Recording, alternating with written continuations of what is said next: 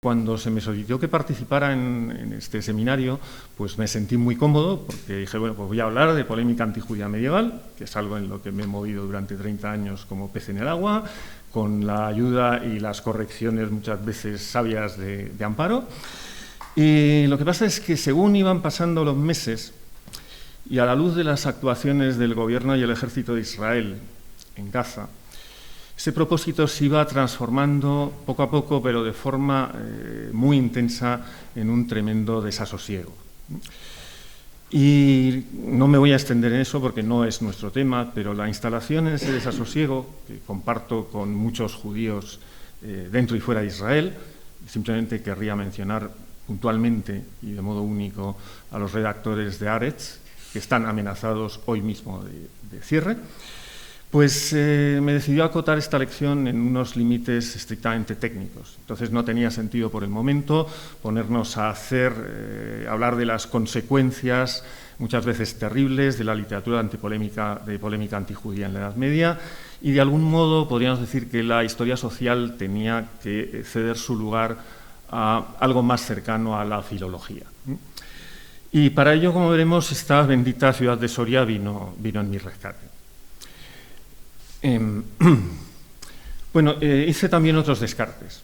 Si ven en la pantalla, la variedad expresiva y formal de obras de polémica es muy notable. Es tan notable que no tenemos tiempo para abordarla en detalle en el tiempo reservado a esta lección. Y entonces quedó descartada.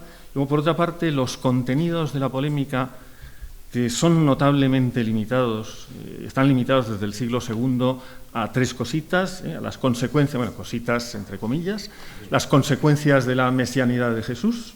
Jesús de Nazaret es el Mesías. Jesús de Nazaret, además, es la segunda persona encarnada de una Trinidad divina.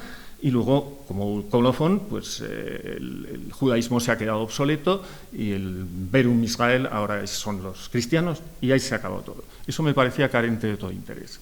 Ya lo que se repite y lo que tiene interés son las variaciones formales sobre eso, pero los contenidos están totalmente fosilizados de alguna manera.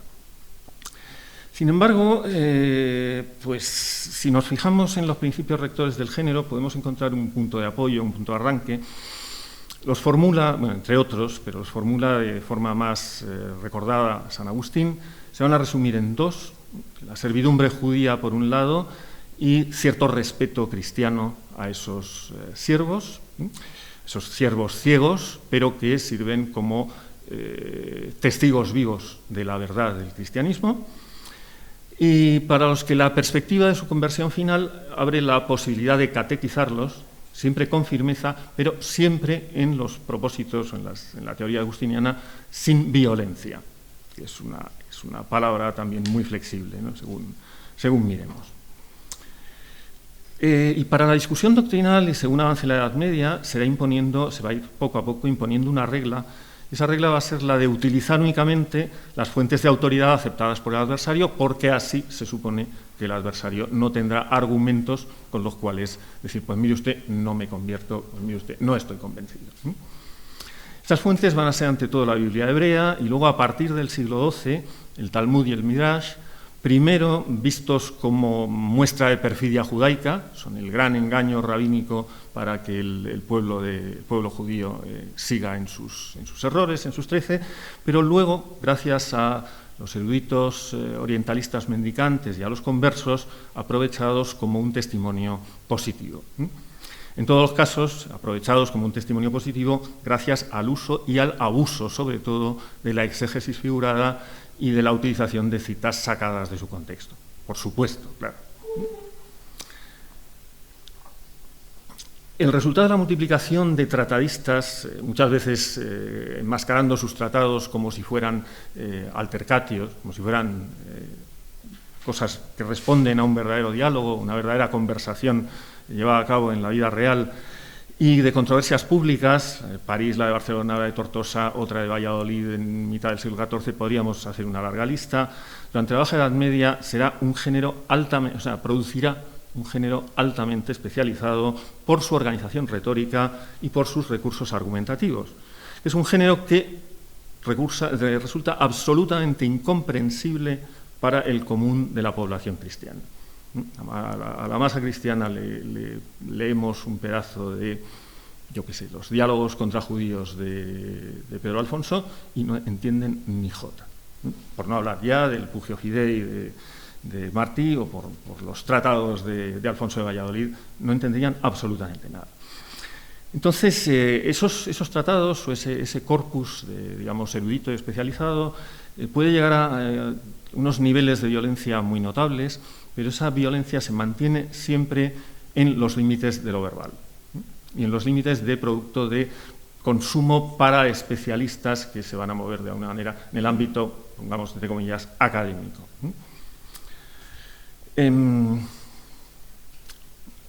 Se ve bien.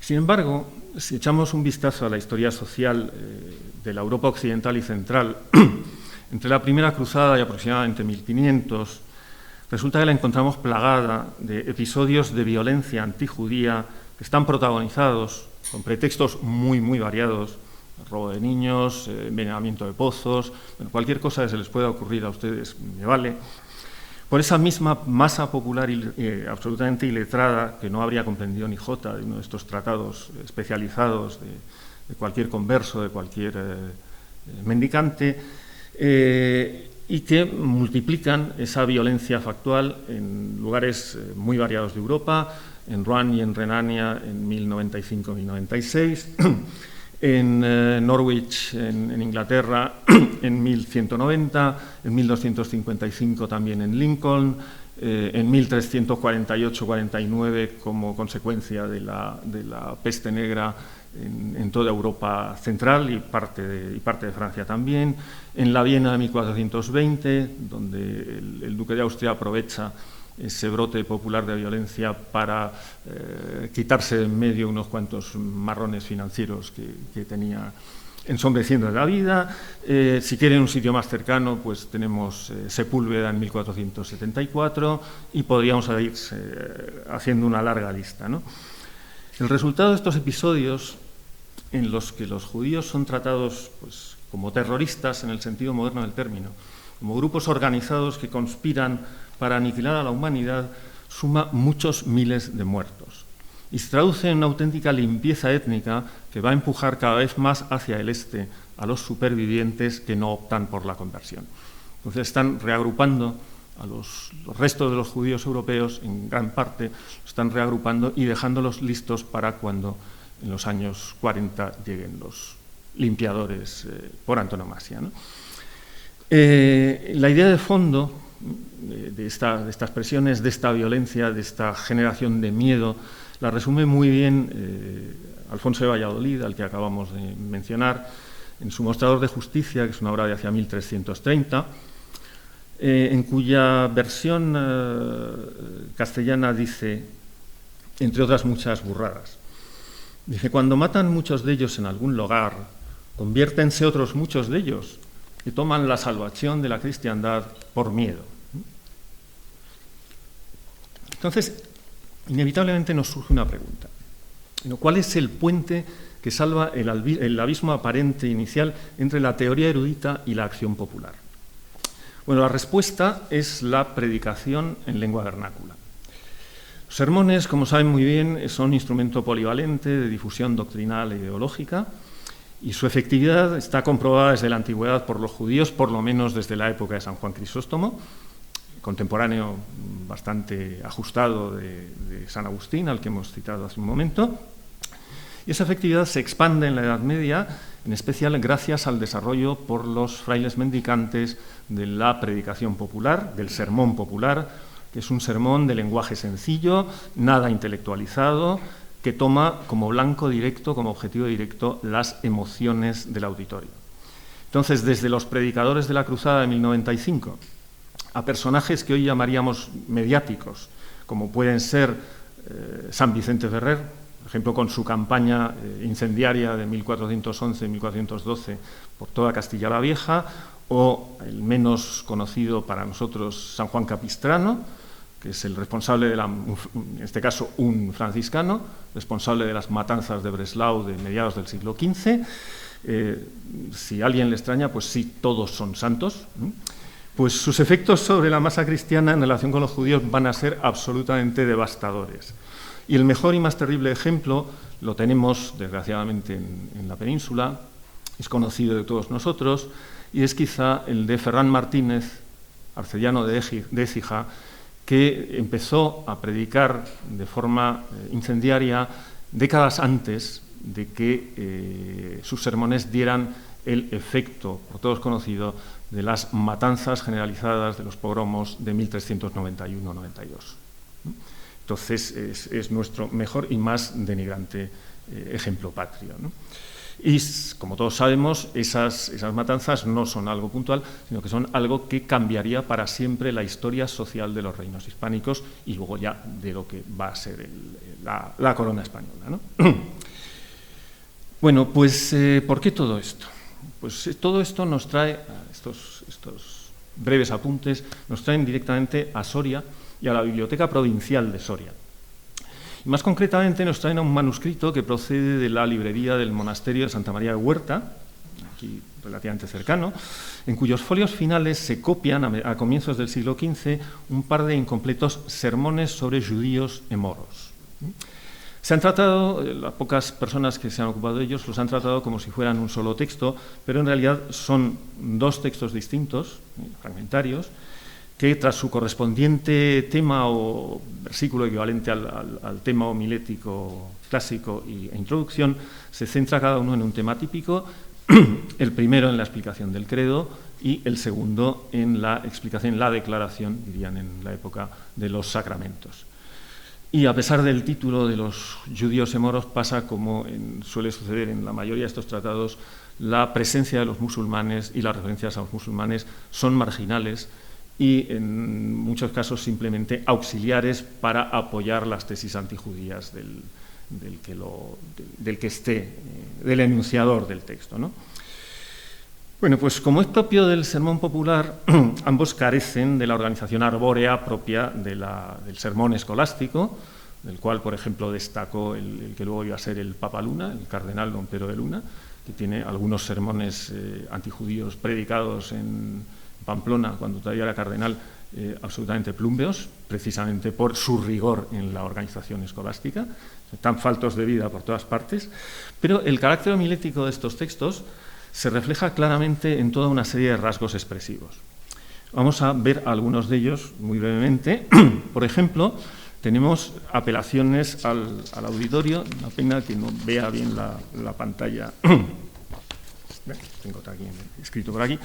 Y en esas apelaciones al auditorio, en esas marcas de oralidad, hay primero toda una serie de apelaciones al auditorio, este tipo de amigos, todos aquellos que queráis tal cosa, tenéis que hacer tal otro, y entonces, si esto es verdad, pues tienen que empezar en su nombre, y yo a decir vosotros para oír, el Señor es bien sabedes que no sé qué, entre nosotros decides los judíos tal, decides los moros no sé cuántos, decimos los cristianos que tal y que cual, el agora si vos place, oíd y escuchad, y todos vosotros callad, cosa que es sumamente pertinente en este caso, catad varones, y podríamos encontrar toda una serie de fórmulas de este estilo que, a pesar de lo fragmentario y de lo breve de los textos, están como muy, muy presentes. Un segundo rasgo importante relacionado con el sermón popular son los pasajes en que las rimas internas envuelven al oyente. Pasajes como este, simplemente en vez de leerlo, escúchenlo porque así de algún modo experimentan el efecto auditorio judío de este tipo de cosas. Dice que esto sea verdad, así nos lo quiso Dios en el tiempo de los buenos judíos mostrar, que aquel que Dios quería que fuese rey y señor sobre todos los otros del pueblo fuese mayor y mayor, que aquel daba Dios su unción. Y después que la unción era ya untado, sobre todos los otros del pueblo era ya más honrado, y todos los otros hacían su mandado.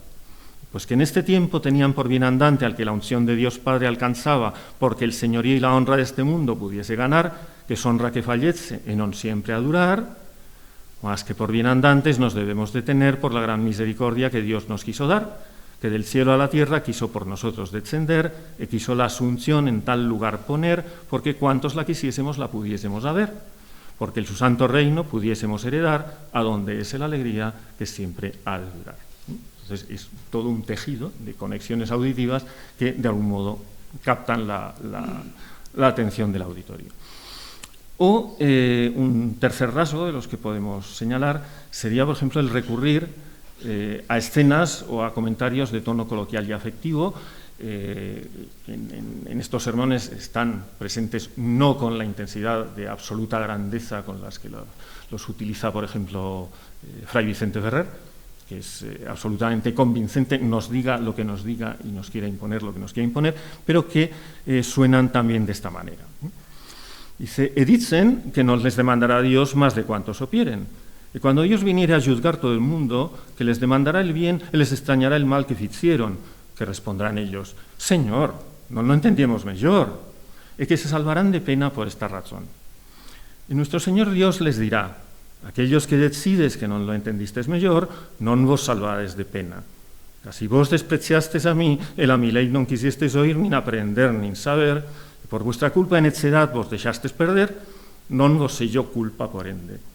Que en lugar de ir a mi iglesia a aprender la mi ley y oír las mis palabras, que existes más antes oír las palabras de decir del diablo e oír a las taberneras y a las plazas. Y pues quisistes más las sus palabras oír y obedecer, con que vos mostró mentir y negar, escarnecer a mí y mi ley, y las mis palabras quisistes aborrecer, aborrecidos seréis de mí. A cual Señor quisiste servir, a tal galardón y te recibir. Es decirles y te maledicti in ignem eternum, que quiere decir, id malditos en el fuego infernal, donde siempre penarán. Bueno, hay otro rasgo que nos llama la atención, luego veremos un ejemplo, que es que las autoridades, que casi todas son veterotestamentarias, están citadas en forma trilingüe, en hebreo, transliterado en caracteres latinos, en latín y en romance castellano. Es algo que permite al predicador exhibir un conocimiento de la lengua sagrada de su auditorio que muy probablemente no tiene. Los predicadores populares muchas veces no alcanzan la categoría de los predicadores eruditos de los que hemos hablado antes.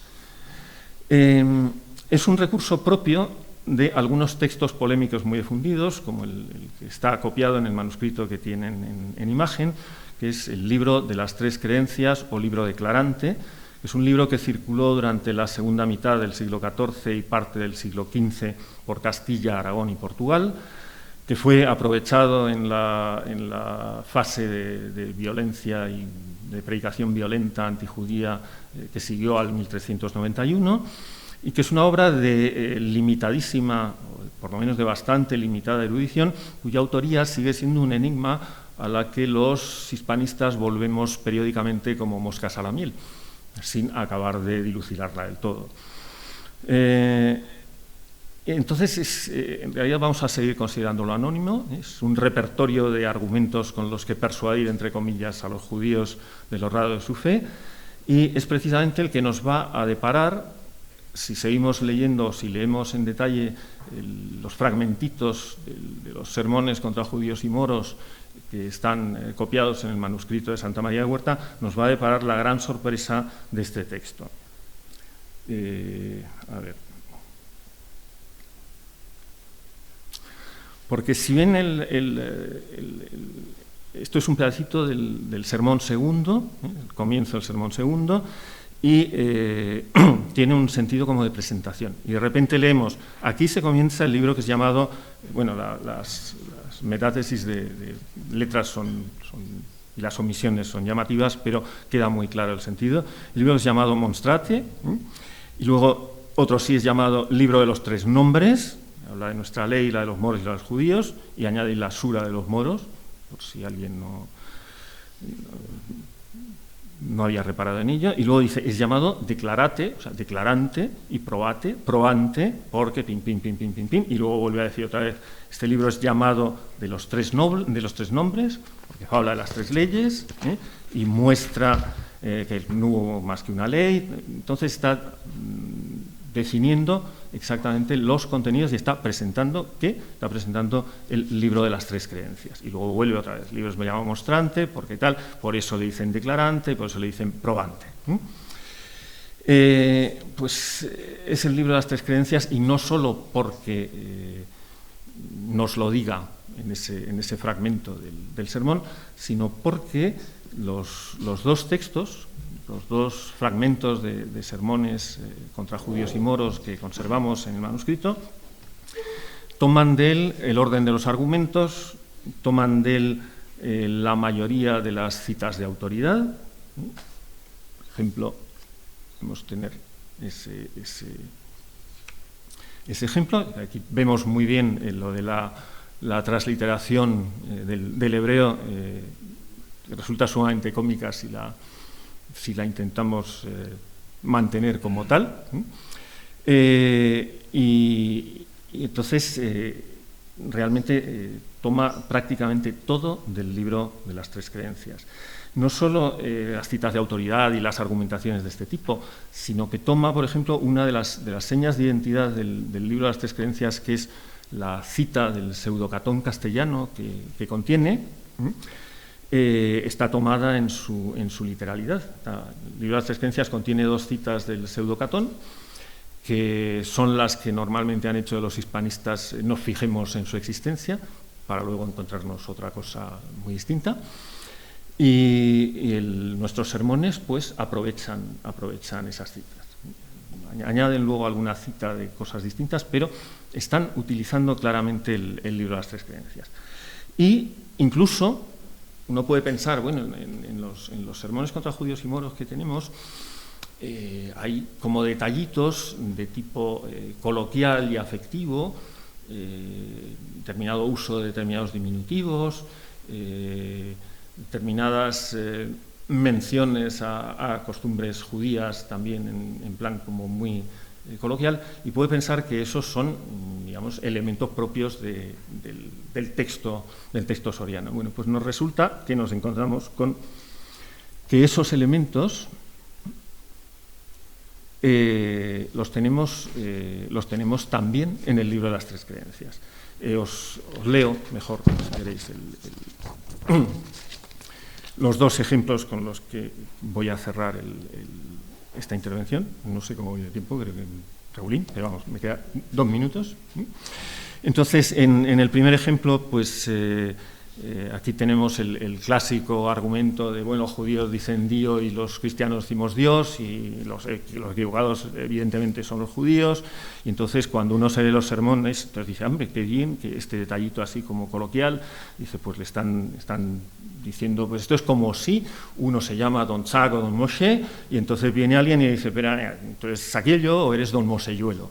Bueno, pues luego resulta que mira el libro de las tres creencias y ahí está. Si alguno de vosotros dicen Don Chac o Moshe, le tornasen a decir Sayuelo o Moseyuelo, él se ternie por deshonrado, pim, pim, pim, pim, clavado. Y el segundo y último ejemplo, digamos, definición de los judíos como comedores de versas con morteruelo. Entonces, si uno se lee los sermones sorianos, dice, hombre, qué bien, qué detallito tan... Resulta que ese detalle está de nuevo calcado del libro de las tres creencias. Entonces, ¿qué podemos concluir acerca de nuestros sermones? Pues bueno, ante todo son un interesantísimo testimonio de la popularidad y la difusión del libro de las tres creencias, que es un texto que no destaca por nada en especial, pero bueno, en un mundo de lo que podríamos llamar la predicación de oficio a los judíos a partir de mediados del siglo XIV. Lo que hace más interesante esto todavía es que en un momento del segundo fragmento de los sermones sorianos oímos al enunciador decir, pues si este camino bueno quiere alguno fallar, vengo a preguntar a este libro de los tres nombres que comienzan en hebraico, en latín, en romance, etcétera, etcétera, etcétera. Entonces, el uso del deíctico parece implicar el predicador no solo está utilizando como fuente el libro de las tres creencias, sino que está esgrimiendo ante su público, ante su auditorio, un ejemplar del libro de las tres creencias. El recurso puede parecer muy teatral, pero es un recurso empleado en otras ocasiones. Por ejemplo, cuando Rabí Moshe Cohen de Tordesillas cuenta o rememora cuando fue obligado a participar en la controversia de Ávila de 1374, los los controversistas cristianos eran dos frailes mendicantes que se decían discípulos, dice él, de Abner de Burgos, que es Alfonso de Valladolid, y que iban acompañados por los libros de su santo patrón, por llamarlo de algún modo, ¿no? Entonces, probablemente estamos ante un ejemplo de este tipo de práctica, un ejemplo parecido. Y luego, en tercer lugar, por su fecha, los sermones forman parte de un corpus de textos relacionados con la predicación, esta predicación polémica ad judeos, un poco de oficio que hemos mencionado, y entrarían en ese mismo corpus textos como el coloquio entre un cristiano y un judío, que ha, digamos, descubierto o desvelado y editado nuestro amigo Aitor García Moreno, o, por ejemplo, el menos relevante, pero también del mismo tipo, Declarante de Judíos de Santiago de Compostela, que editó Marcela Chinino. Son todas obras que cumplen su función, no sabemos con qué grado de efectividad, en mi opinión muy poca en realidad, sin meterse en honduras teológicas y con una erudición rabínica mínima, aunque a veces en algún rinconcito pues dan como un toque de, bueno, yo sé algo de esto, ¿no? Y la última conclusión es que a comienzos del siglo XV, después de 1421 al 23, que es la fecha del sacramental de Clemente Sánchez de Bercial, que está copiado al comienzo del manuscrito, el tema guarda el suficiente interés como para que alguien, a pesar del estado probablemente defectuoso y ya fragmentario de estos textos, se tomara la molestia de copiarlos. Recordemos que aunque el problema converso no había hecho su irrupción, hay que esperar a 1443, el periodo de persecuciones, presiones y demás, tanto físicas como doctrinales, que había empezado en 1391, no había hecho más que acabar. Muchas gracias.